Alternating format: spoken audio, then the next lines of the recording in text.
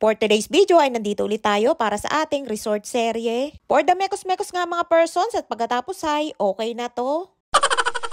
Eto nga yung araw na naghalo sila para sa gagamiting pambuho sa poste ng bakod. Buti na nga lamang at madami diyang puno na kahit paano ay hindi sobrang init. At mas maaliwalas ang kanilang paggawa kumpara sa walang puno. Madami pa din nga nagtatanong kung saan lugar yung ating ipatatayong resort. Ayan po ay located sa Barangay Palina, Nagcarlan, Laguna. At katabi lamang po ng Sotoya Subdivision.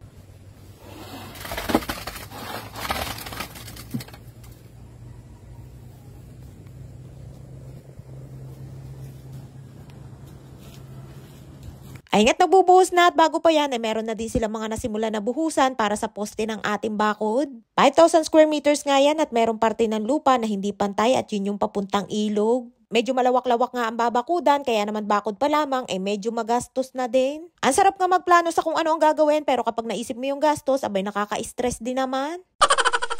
Ay nga't ng mga sumunod na araw ay matigas na din yung ibinuhos nilang semento para sa poste. Naglagay na din sila ng mga bakal para sa pagbubuhusan ng mismong bakod o yung pinakapader. Hindi nga sila gagamit ng hollow blocks at ang gagawin nila ay buhos na lahat. At sabi nila ay mas matibay yon kumpara sa pader na ginagamitan ng hollow blocks. At mas mabilis ding matatapos kapag buhos ang gagawin.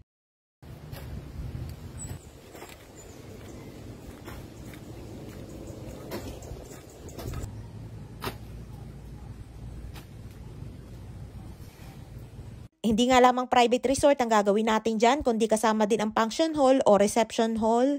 Na pwedeng pagdausan ng iba't ibang klaseng okasyon tulad ng wedding, birthday, reunion at kung ano-ano pa. At pwede din ang wedding ceremony sa mga gusto ng garden wedding. Malayo-layo pa nga ang ating lalakbayin at sana'y maging maganda ang resulta at maging matagumpay ang ating papasuking negosyo. At sa mga katulad ko na nangangarap din na magkaroon ng sariling negosyo, sipag at tiyaga at tiwala lang. At araw-araw mong isama sa mga prayers mo ang mga pangarap mo at darating ang isang araw ay hindi mo na mamalaya na pangarap mo naman ang matutupad.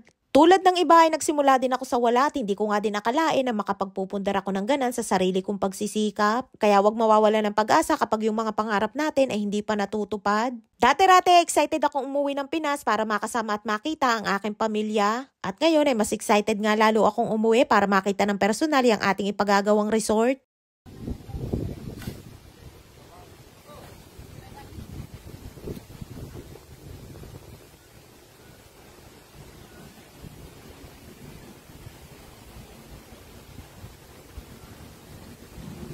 Ay siya hanggang dito lamang ating kwento for today's video at sana samahan niyo ulit ako sa ating mga susunod pa na resort serye. Maraming po salamat sa inyong suporta at laging panonood. Mag-ingat po kayo palagi. And please follow and share Aqua Infinity Private Resort and Events Place.